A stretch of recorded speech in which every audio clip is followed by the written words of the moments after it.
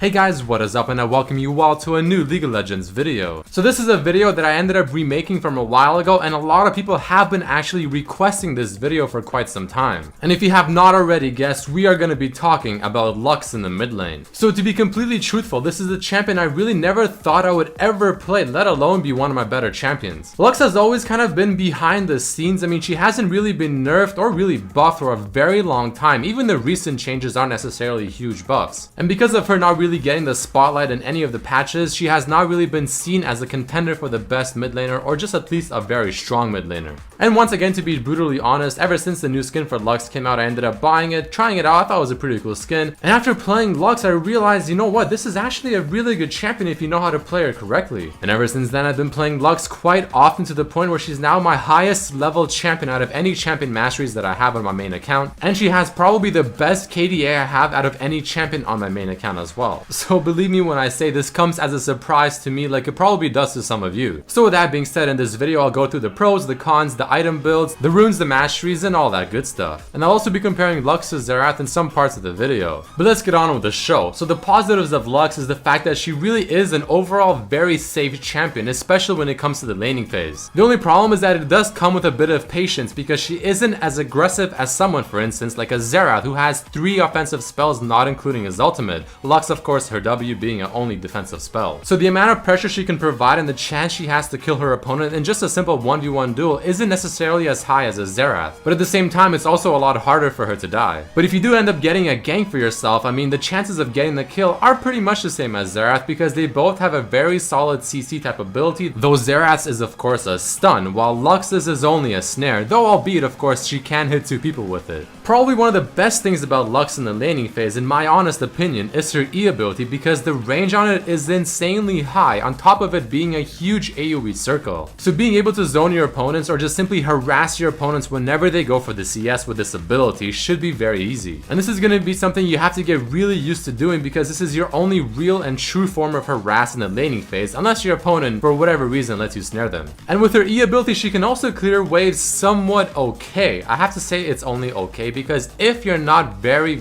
ahead, her E ability is not going to wipe a wave, let alone maybe even kill the caster minions. Which is why most of the time it will require your ultimate to completely clear the wave, which at that point you'll clear almost any wave without much problems. However, having to rely on your ultimate to wave clear is not something you want to do, while someone like a Xerath can simply clear a wave with 1 Q and 1 W. But the good thing about her E ability, even though the wave clear is not on par compared to a Xerath, is the fact that this E ability can be used to zone out your enemy, throwing out a choke point, throwing it within a fight, and just overall slowing them down, and it really gives you a lot of control. Her W can be completely life-saving, especially in certain teamfights or if you get dove, which is why I love barrier, especially against assassins. A lot of people simply don't expect the amount of shield you get from both of these abilities combined, and a lot of times they fall for the bait. Now her W is something I feel like a lot of people will be forgetting to use, especially use efficiently, but if you can remember and if you end up getting used to it, your teamfights will be so much stronger, just because you're giving all your team, or at least some of your team, a huge shield.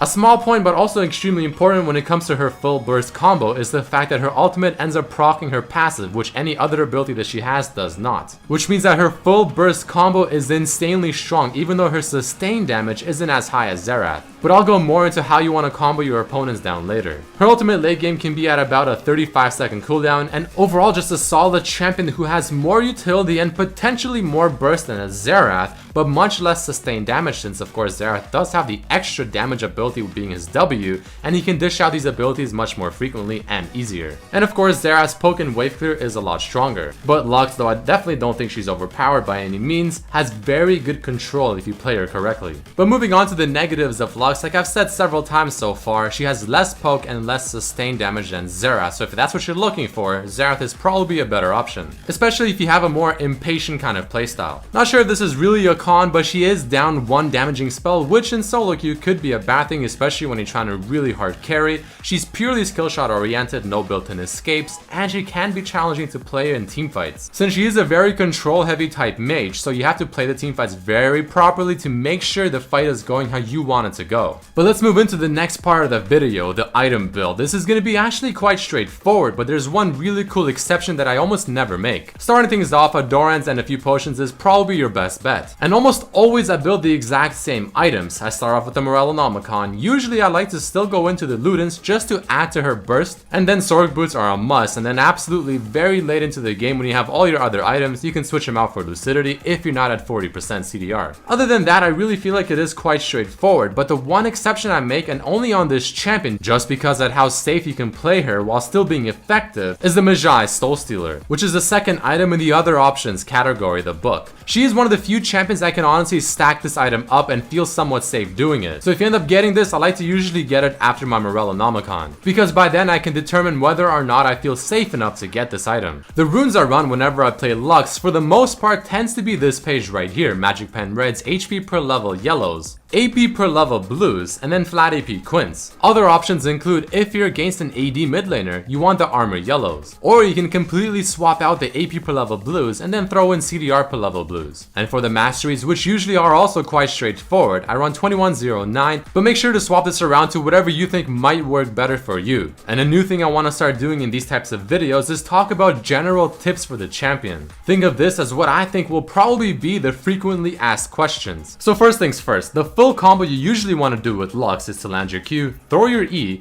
use your ultimate, which will proc your Q's passive, explode your E, and then auto attack. The other option that takes a lot more time but has more damage is to throw your Q, throw your E, auto attack, auto attack, explode your E, and then auto attack one more time. Make sure that you farm safely and harass with your E ability while hitting the CS and also the champion, then following up with an auto attack to proc the passive. And don't forget, Lux is a very safe, control-oriented type mage, so play her defensively but smart. Chill in the back of the team fights, keep throwing out spells, throw out the shield for your team, and play it correctly and safely. Control the team fight. But on the flip side, she can also play as an assassin, bursting down an unsuspecting victim by using the first combo I mentioned while you're hiding, waiting for them. The final rating to close off the video that I'm giving to Lux is 7 out of 10. Personally, I have a lot of success with this champion, but I rarely see other people play her correctly and how she should really be played, which really makes it hard for me to understand if she really is a strong champion, or she happens to oddly fit my playstyle. But all in all, she is definitely a champion that is solid, that is getting some much deserved love, and I'm really playing her quite a lot, and I recommend you guys try playing her as well. But that is it for this video, guys. Again, if you did enjoy it, please definitely throw in a like, share it with your friends because it helps me so much. Subscribe if you haven't, and please check out my other videos as well. But once again, guys, I hope you enjoyed it and hope to see you for the next one. Peace.